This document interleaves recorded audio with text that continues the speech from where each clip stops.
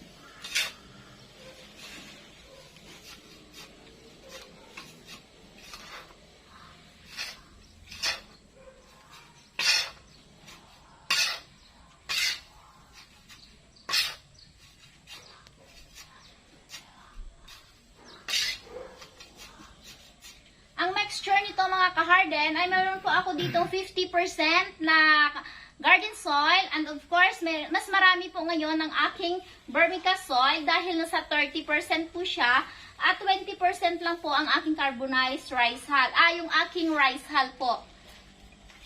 Siya po ay 20% lang. Napakaganda po mga ka-harden kasi napakalamig po.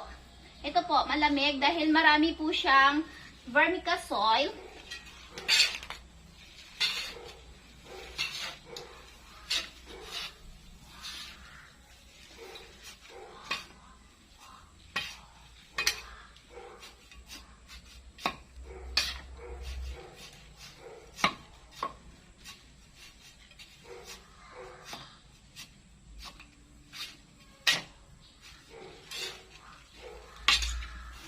Itong mixture po mga ka-harden ng aking soil ngayon ay gagamitin ko po sa aking propagation ng aking mga peperomia. At ito po ay maganda din po ito gagamitin sa propagation ng mga begonia.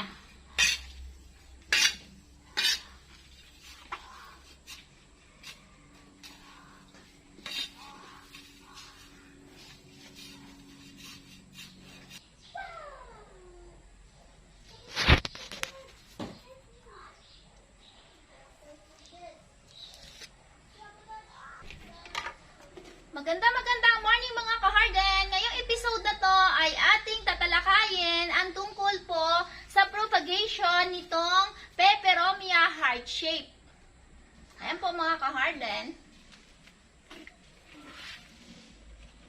Ito pong peperomia heart shape na ito ay hindi ko po siya palaki, hindi ko po siya patubo. Ito po ay aking bagong bili. Matagal na po na gusto ko siya dahil sa kanyang dahon po na makapal tapos makintab. Pero ito po, kung makikita natin mga ka-harden, ayan po, hindi siya makintab, meron po siyang sakit. Hindi po siya healthy. So, ayan. Ayan po. Ang pangit po ng kanyang dahon, hindi po siya healthy. Pero ang gagawin ko po ito mga ka-harden, siya po ay maganda. Maganda naman po ang kanyang tayo. Pero, ito po ay hindi lang po siya healthy. So, iriripat ko po siya. And of course, tuturuan ko po kayo kung paano po ang mabilisang pagpaparami nitong ating peperomia heart shape. Hindi po tayo magbe-base lamang sa kanyang stem. Dahil kapag ang stem lang po ang ating iintayin, mas mabagal po siya magbigay ng mas maraming puno ng ating mga peperomia heart shape. Dahil mabilis naman po talaga ito lumago, ito po ay isang klase ng tropical plant din, ang ating peperomia heart shape. Ayan po, ang ganda niya. So ngayon, sisimulan po natin ang paglipat sa kanya.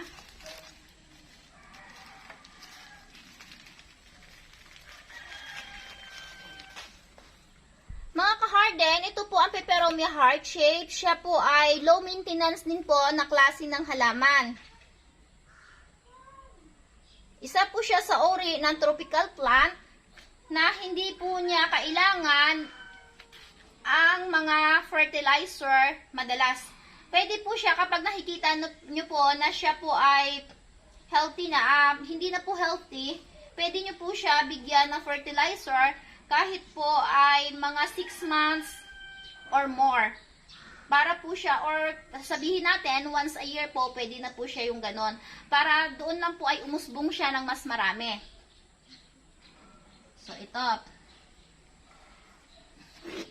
Yan po, kinuha ko po siya na buo ang kanyang balls. Pero alam niyo po mga ka-harden, ito po ay pwede ko siyang putulin dito para tumubo po ito ng iba pa, ng bago niya, top cut niya para mas tumubo. Pero pag ginawa ko po yon, sa panahon ngayon ay bihira lang po ngayon, nagkakaroon ng sikat ang araw dahil madalas po umuulan sa amin sa Lipat. Kapag ginawa ko po ang pagputol dito at magkaroon po ng bagong tanim mula po sa kanyang top cut, pwede po siyang mabulok. Para mas safe po ang aking bagong bilip na heart shape, hindi ko po siya puputulin. Para lang po sa another propagation, ako po ay mag-propagate po mula sa kanyang leaf. Gagawa po tayo ng leaf propagation. So, ito po muna ay aking iriripat.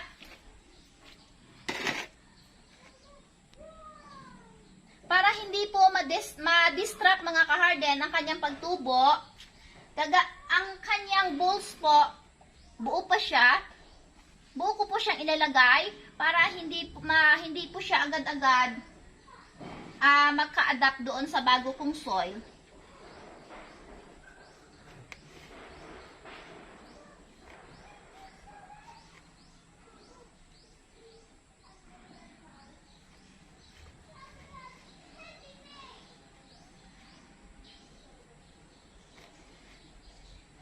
Ayan.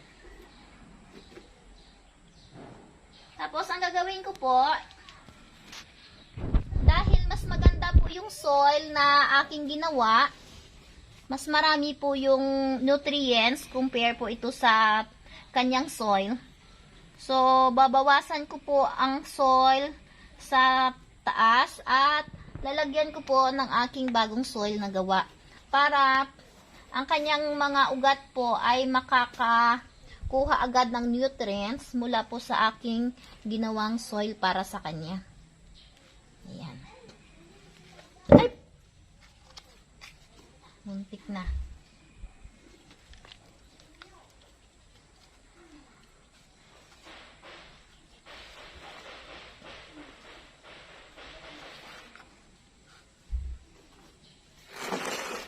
So, ito po mga ka-harden, hindi ko po siya didiligan. Dahil ang aking soil po, ayan po, medyo may moisture pa, napakaganda pa. Makakasurvive pa po siya rito na within 3 days po bago ko siya diligan. So, ayan. Ngayon, para mas dumami po ang agad-agad ang ating peperomia heart shape, ayan, malungkot man, pero kailangan ko po itong putulin. Kung mapapansin nyo po mga ka-harden, ang pagputol ko po ay mayroong natirang konti para hindi po siya prone sa pagkabulok. Ayan. Tapos mayroon po siya ito bagong sanga. Ayan. Tutubo po yan na mas mabilis dahil tinanggalan ko po siya ng dahon. And of course, dito sa kabila, mayroon din po panibagong sanga. Pero ito naman po ang aking tatanggalin. Ayan. At hindi ko po muna siya ilagay sa lupa kasi baka po mabulok. Kailangan matuyo muna ang kanyang sugat bago siya mabasa.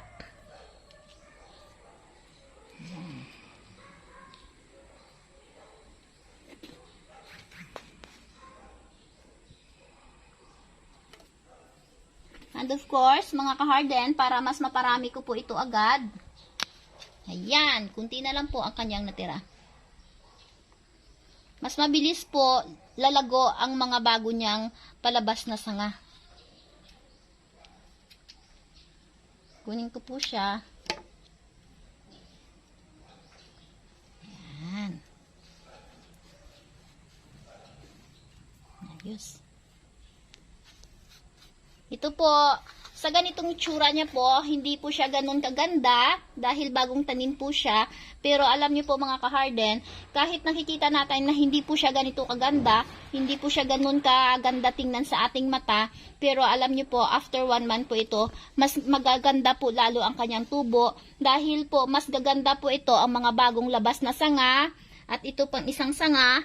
At mayroon pa po ito sa ilalim, panibagong sanga. Ayan po ay maglalabasan sila ng sabay-sabay dahil pinutulan po natin ang dahon.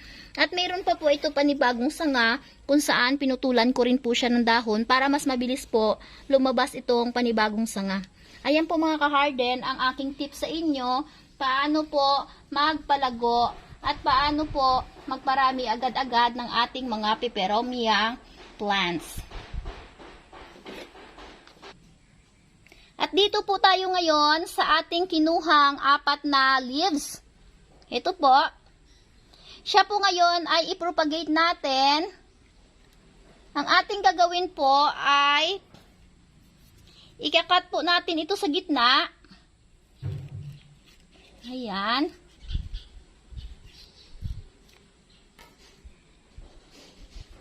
At ito din po.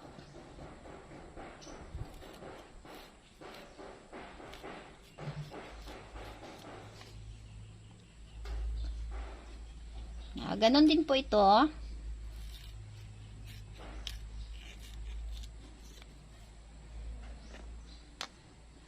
And of course, ito po ang ating maliit. Ang ating maliit po ay gagawin natin siyang experiment. Although na alam ko naman po talaga ang paano sila papatubuin, paano sila papaugatin. Pero ito po, dahil maliit na po ang kanyang dahon, pwede ko po siya ikat. Pero hindi ko po ikakat mga ka-harden dahil gusto ko po ipakita sa inyo kung paano po tumubo itong merong tangkay at saka itong wala. So, ito po may mga tangkay. Dito ko po itatanim. Magkakaroon po ito ng panibagong development after po 1 month.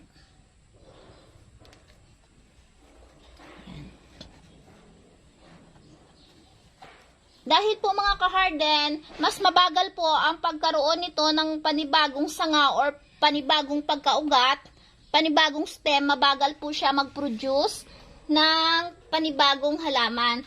Mabagal po, pero siya naman po ay nabubuhay kahit mabagal. Para po makita nyo ang mga process,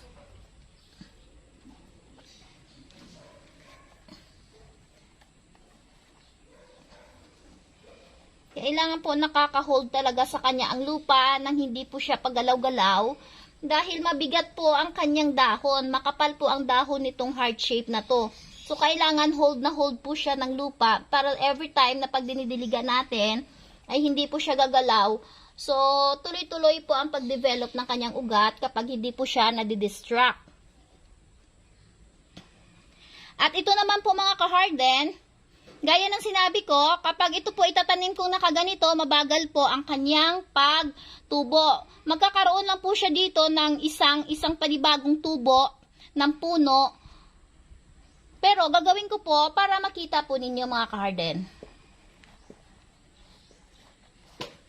Ayan. So, ito naman po mga ka-harden, ang gagawin ko po dito ay tatanggalan ko po siya ng tangkay. Ayan. Yung tangkay na yan at ito po ay babawasan ko sa ilalim para pag tumubo po ay dito po siya tutubo. Mas marami po ang tubo niya kasi pwede po siya magbigay ng 1, 2, 3. Pwede po siya magbigay ng 4, 3 or 4 na panibagong puno. Ito po ang process ng mas mabilis na pagtubo at mas maraming puno ang kanyang naibigay. Hindi po sa kagaya nito na meron po siyang stem, meron po siyang tangkay, mabagal po ang kanilang pagtubo at isang piraso lang po ang kanilang binibigay. Ayan. At ito din po yung isa. Tanggalan ko po ng tangkay. Ayan. Ito po mga reef na to, mga midrib po nila. Ayan po. Diyan po tumutubo ang mga panibagong halaman. Ayan po, dito nakikita natin. So, dyan po nagkakaroon ng ugat. Sila po ang nagpo-produce ng ugat.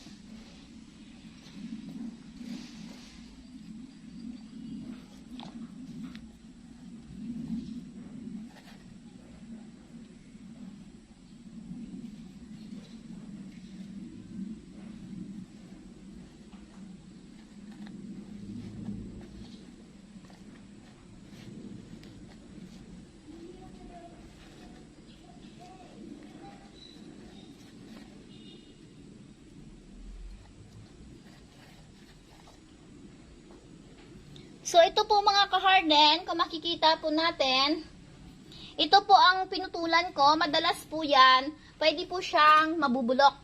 Madalas pong nabubulok siya. Kapag hindi po tama, pag na-infect po siya ay nabubulok po yan. Kaya hindi po siya pwedeng basain agad-agad pagkatapos na inyong tanim dahil ang kanyang sugat po ay masyado pang fresh. Kailangan po i-observe nyo po muna kapag dry na po ang kanyang sugat, saka nyo po diligan ulit.